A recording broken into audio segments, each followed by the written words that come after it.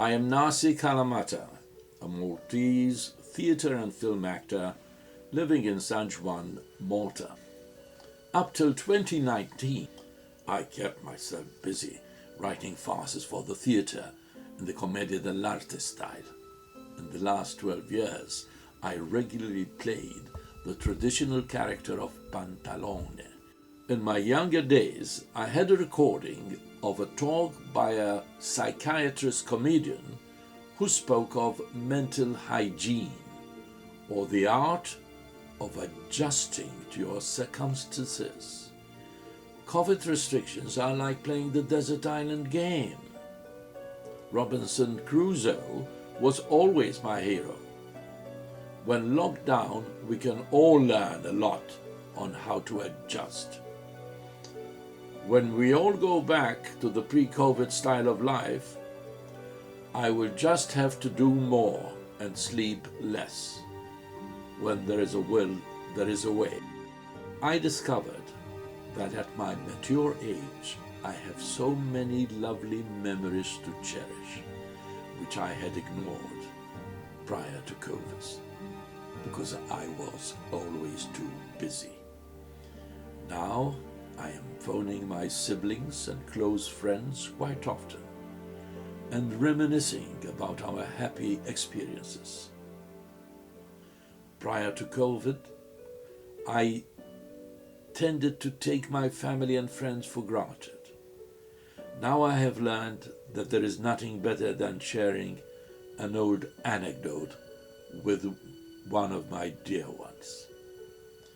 From now on, I shall cherish my loved ones more if they will become patient enough to hear my long-winded stories.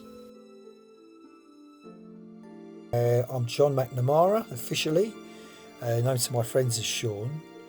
I'm 55 years old. I was born in London with Irish parents, and I've been working in the gaming industry for over 15 years here in Malta. Basically, since I came, I've been in the industry since 2007. One of the most difficult parts of lockdown for me has been the inability to visit close friends and close family members, something I really did take for granted.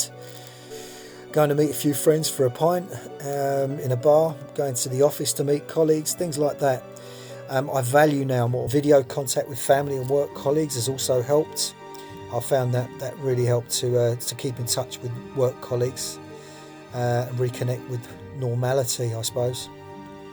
I appreciate having a park nearby, somewhere I can go for a walk and to play with my daughter. I think lockdown has taught me to appreciate what I have in life, somewhere to live, a job I enjoy, and the flexibility to move around and travel. The biggest impact, I think, is the fact that it's reinforced that my belief that family time is short and every moment with the children is precious. Personally, I think it's given me a slightly different perspective in terms of how hectic a routine we can allow ourselves to fall into. But even with the best intentions of making either wholesale or minor changes, I do feel that many of us will fall back into these old routines if regulations and restrictors allow us to do so. In March, when we had the first semi kind of lockdown, I took time to find myself actually, and me and my partner, we stayed indoors doing crafts. I didn't know I could. I was so creative, so we spent more time together, we did more crafts. We still went out, but we went out carefully, went in nature.